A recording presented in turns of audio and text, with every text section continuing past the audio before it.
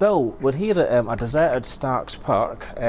First, I'd like to say to you, thanks for joining us, and also secondly, happy anniversary for the Ramsden's Cup final 6 years ago. Yes. But we're not here to reminisce or look at an empty pitch. There's a wee update you want to give to us all.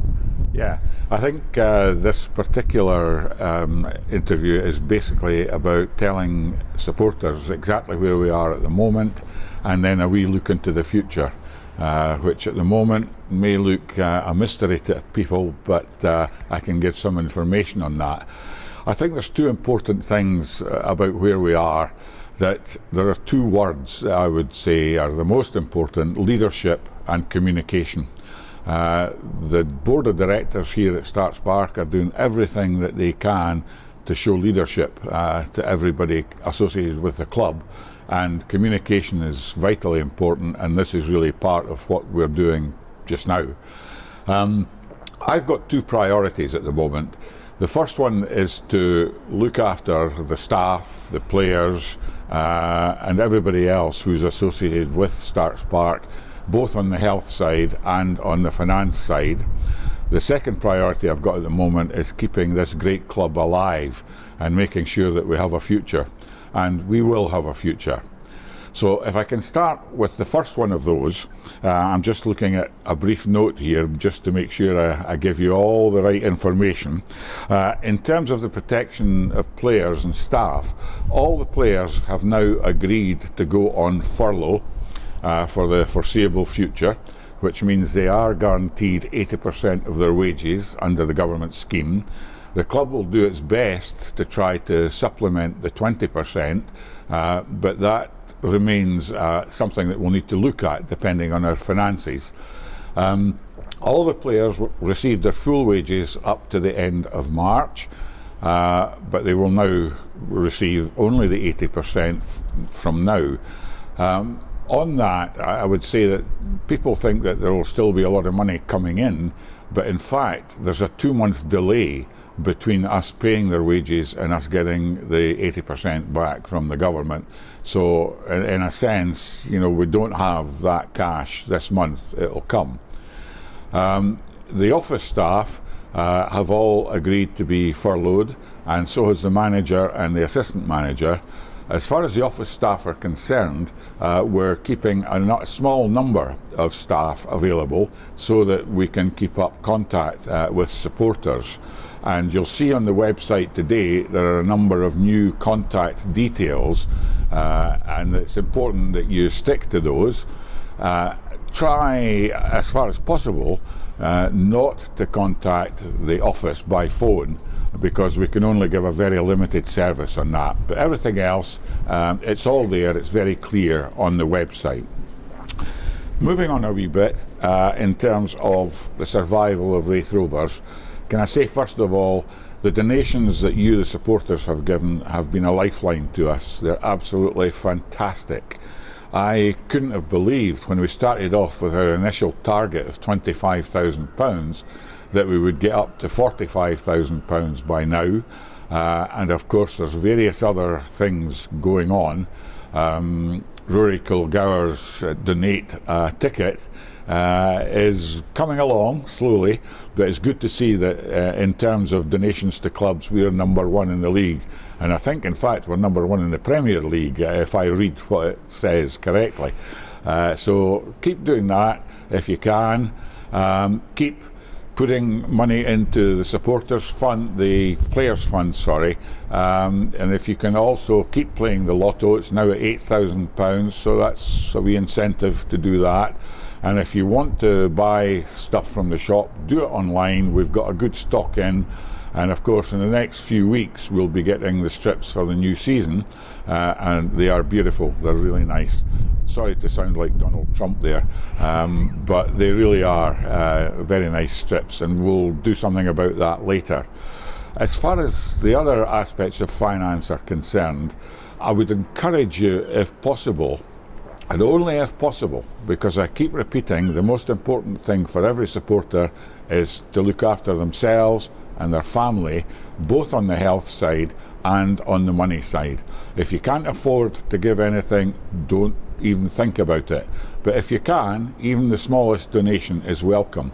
And I'm pleased to say that on top of the crowdfunding, a number of people have already given us substantial amounts of money, and we're really grateful for all of that.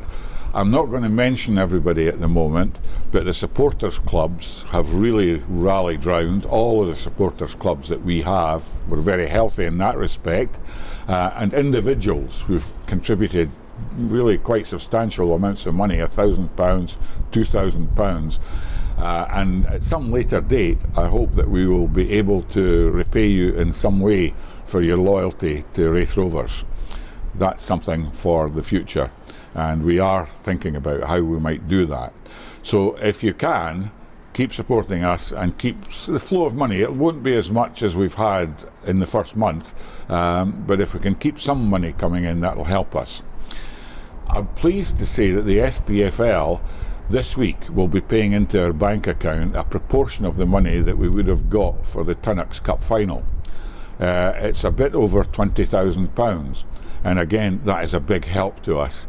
And in all of this, the SPFL and the SFA have been very good at communication and leadership.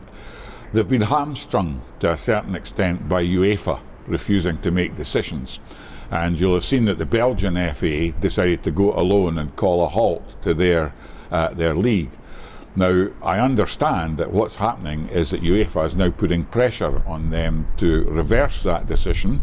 They're saying that the club that is top at the moment may not get into the Champions League next season, which sounds to me like a wee bit of blackmail. So, for us, what we need now is a decision about what's going to happen to the leagues. That's the wee train going past, as ever, at Starks Park. We need a decision from the SFA and the SPFL jointly about what's going to happen now. I've written a letter on behalf of the board to the SPFL saying we understand there are 4 options. 2 of them are acceptable to us, but 2 of them, I'm afraid, are not. The ones that are not acceptable to us would be just saying that's the season null and void. After all the work that everybody's put in, not least the players, the management, all the people who work around here in terms of hospitality and so on, and yourselves turning up to matches and giving us great support throughout the season, it would be totally unfair just to say, well, that's it, you're done. So that one's not acceptable. The other one that really isn't acceptable is playing the remaining matches. Now, we've got 8 league games that are outstanding, a cup final, and remember that with the playoffs, if they decide to do the playoffs, some teams will have 12 matches to play.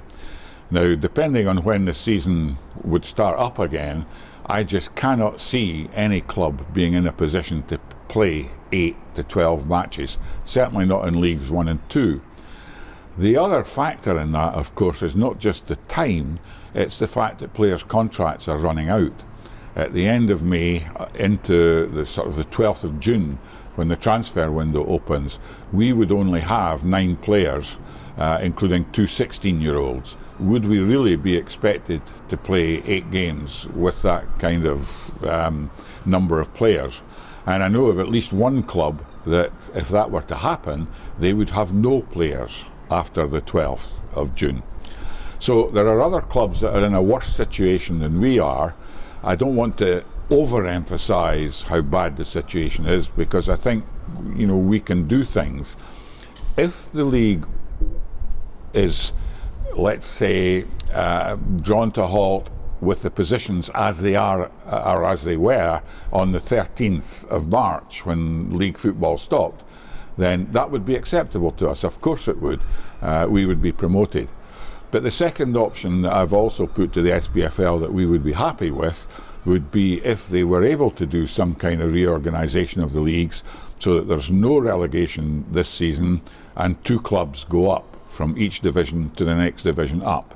That to me would be an acceptable solution if ourselves and Falkirk went up and Stranraer didn't get relegated. It would also mean that clubs like Kelty and Brora would be able to come into the leagues to make up the numbers, and I think they would be exciting leagues going forward. So these are the 2 things that we've suggested. We haven't had a response from the SPFL, and I didn't expect a response. All I've done is try to explain our position to them, and I hope that other clubs are doing that as well. I very much doubt that all clubs will agree on a particular solution.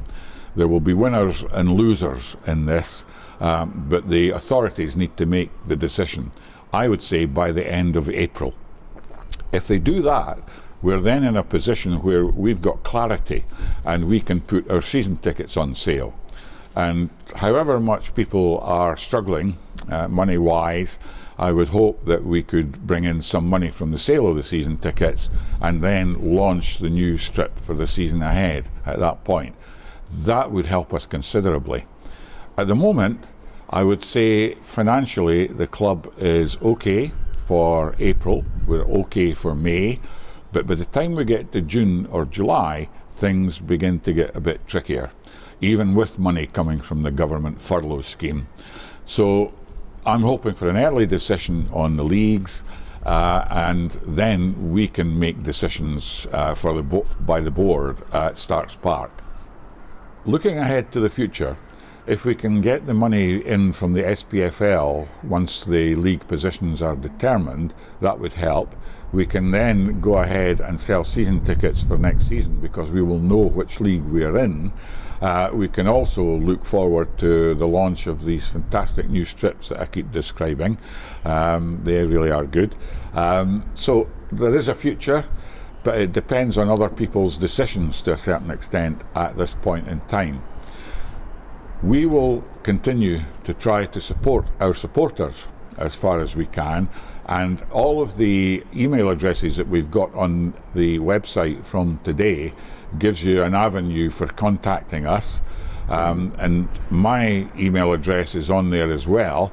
If there's anybody out there who knows of a supporter who is in difficulty, who needs food, an older supporter for example who's alone and maybe not being looked after in the way that we would want them to be, do please contact us. We've already had people out delivering in terms of vegetable packs and so on, and thanks to Raith Fruit and Flowers for doing that and helping us with that. That's been a great effort on their part to support that activity. But there will be other activities perhaps that we as a club can help in the community, bearing in mind the efforts that we are making to become a really strong community club.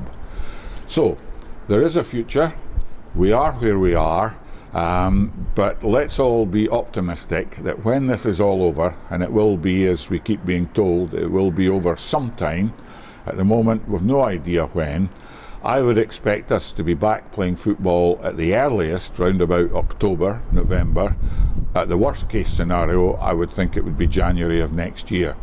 But I hope that really is a worst case scenario and that we'll see you all back at Starks Park before that. Just a final mention I would like to make is the work that the board of directors have been doing and the support that they've been giving me. I don't want to name anybody in particular, maybe with the exception of Andy Mill, who's doing a fantastic job as your supporters director. He is organising all the fundraising, as you will know, and I've given him the task, which he's accepted gladly, to bring together all of that and get a handle on just exactly where the money is coming from. If you are doing anything outside of the official kind of fundraising, I'd be grateful if you would let Andy know so that he has an idea just of exactly where we are. But I assure you that all the directors are working their hardest at making sure that the club survives and that we go forward and can welcome you to Starks Park again next season. Thank you.